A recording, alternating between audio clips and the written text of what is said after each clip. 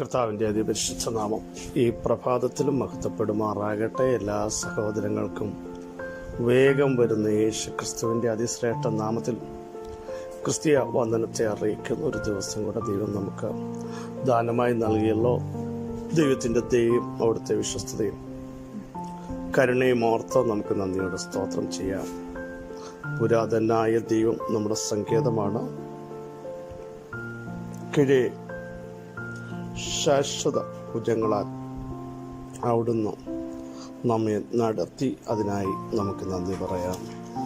നമ്മുടെ ദൈവത്തെ പോലെ വലിയൊരു ദൈവം ഇല്ല എന്ന് ഇന്ന് പകലും തൻ്റെ ജനം അറിയാതിരിക്കരുത്.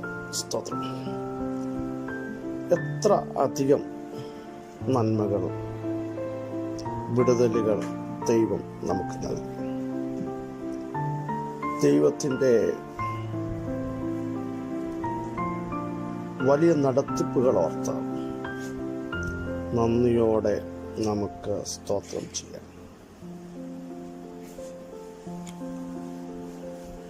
ഉന്നതന്റെ കരം താണിരിക്കുന്നത് തൻ്റെ ജനത്തിന് വേണ്ടി എഴുന്നേറ്റു. താഴ്മയുള്ളവർക്കോ അവൻ അധികം കൃപ നൽകും. അവിടുന്ന് നമ്മളെ തക്ക സമയത്ത് ഉയർത്തേണ്ടതിന് അവിടുത്തെ ബലമുള്ള കരങ്ങൾ താണിരിക്കാൻ തിരുവഴുത്ത് നമ്മെ ഉദ്ബോധിപ്പിക്കും. ഈ പകലിലും താണിരിക്കാനും കർത്താവിൻ്റെ സന്നിധിയിൽ മുട്ടുമടക്കാനും വിശുദ്ധിയോടെ നിൽക്കാനും ആരും തയ്യാറുണ്ട്?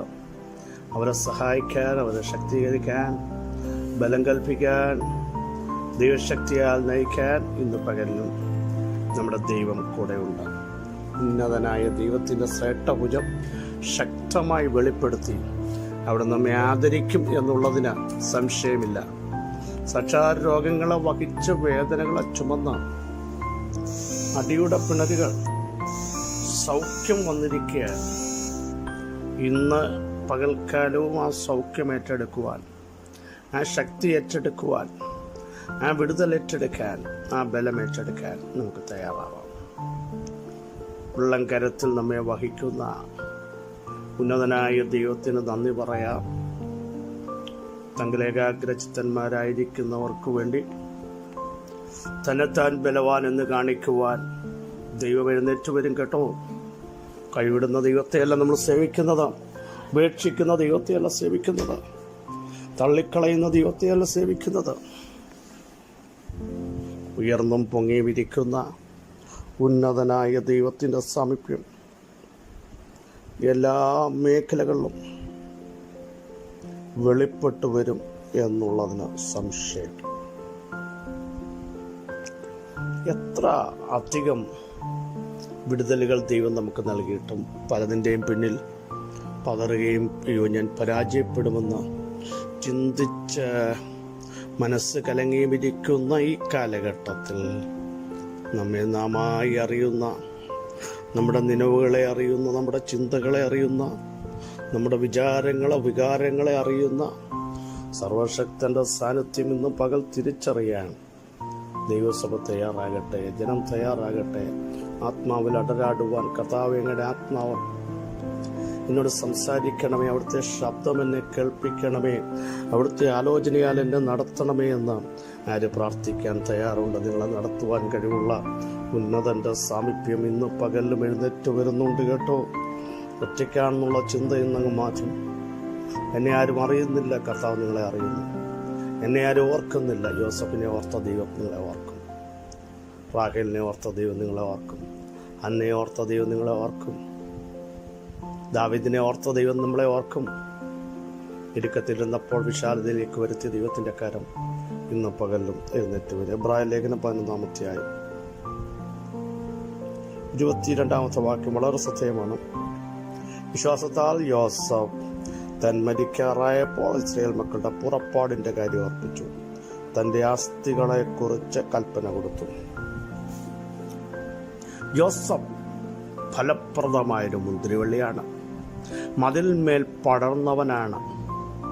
ചരിത്രത്തിലേക്ക് ഞാൻ പോകുന്നില്ല. 11-ാം അധ്യായം വിശ്വാസത്താൽ ജയിച്ച, വിശ്വാസത്തിനു വേണ്ടി അടരാടിയ, വിശ്വാസത്താൽ രാജ്യങ്ങളെ പിടിച്ചടക്കിയ, നീതി നടത്തിയ വാഗ്ദത്തത്തിലേക്ക് പ്രവേശിച്ച വിശുദ്ധന്മാരുടെ ഒരു വലിയ നിര പരിശുദ്ധാത്മാവ് നമുക്ക് വേണ്ടി ചൂണ്ടിക്കാണിച്ചു തന്നിട്ടുണ്ട്. ഇന്നും പകലിലും യോസഫിനെ പറ്റി എനിക്ക് പ്രസംഗിക്കാനുള്ള നിയോഗം, വാഗ്ദത്തവും ദർശനവുമുള്ളവൻ കുഴിക്കകത്തേക്ക് പോയി, കാരാഗ്രഹത്തിൽ പോയി, ചെയ്യാത്ത കുറ്റത്തിന് ശിക്ഷ അനുഭവിച്ചു.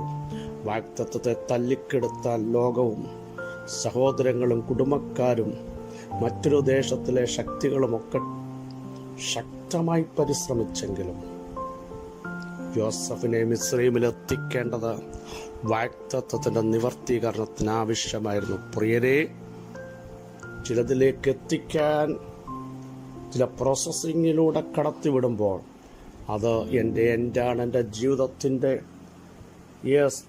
വഴിയുടെ ഫുൾ സ്റ്റോപ്പാണ് എന്ന് കണ്ട് നിരാശപ്പെടാതെ യോബിനെ ഇരട്ടി അനുഗ്രഹത്തിലേക്ക് മാത്രമല്ല, യോബ് ആരാണെന്ന ദേശത്ത് വെളിവാക്കത്തക്ക രീതിയിൽ ദൈവാത്മാവിൻ്റെ ഇടപെടിയിൽ വന്നെങ്കിൽ ഇന്ന് പകലും നിങ്ങൾ ഭയപ്പെടരുത്, സംശയിക്കരുത്. കണ്ടോ, വിശ്വാസത്താൽ ഇപ്പോൾ യോസഫ് മിസ്രൈമിലായിരിക്കുകയാണ്. തൻ്റെ സഹോദരങ്ങളും അവിടെയുണ്ട്, കുടുംബക്കാരവിടെയുണ്ട്. തൻ്റെ ജനത്തെ ദൈവത്തോട് ഏറ്റവും വർദ്ധിപ്പിച്ചു. ഫറവോന് ജനത്തോട് കരുണ തോന്നി. ഗോഷ്യൻ ദേശത്ത് ദൈവം അവരെ വർദ്ധിപ്പിച്ചു. അവരൊരു വലിയ ജാതിയായി തീർന്നു.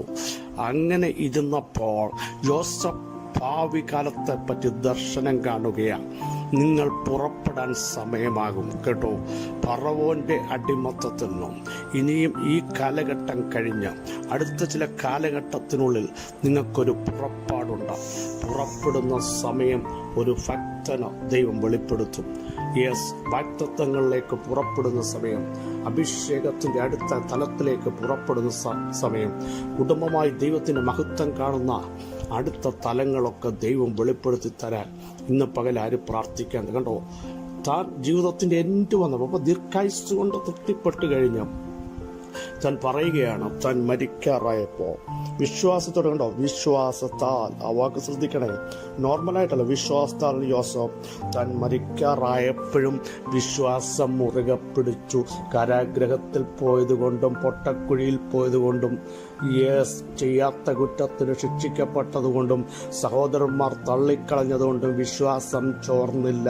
പ്രിയരെ, നമ്മുടെ വിശ്വാസം പലതും പ്രതികൂലത്തിന്റെ നടുവിലും പ്രതിസന്ധികളുടെ നടുവിലും പലരും നമ്മളെ തള്ളിപ്പറയുമ്പോഴും ചോർന്നു പോകാറില്ലേ? നമുക്ക് വിശ്വാസത്താൽ യോസഫ് ഇപ്പൊ ജീവിച്ച കാലം വരെ വിശ്വാസമുള്ളവനായിരുന്നു. ജീവിച്ച കാലം മുതൽ ദൈവത്തിന്റെ കൃപ അനുഭവിച്ച വ്യക്തിത്വമാണ്.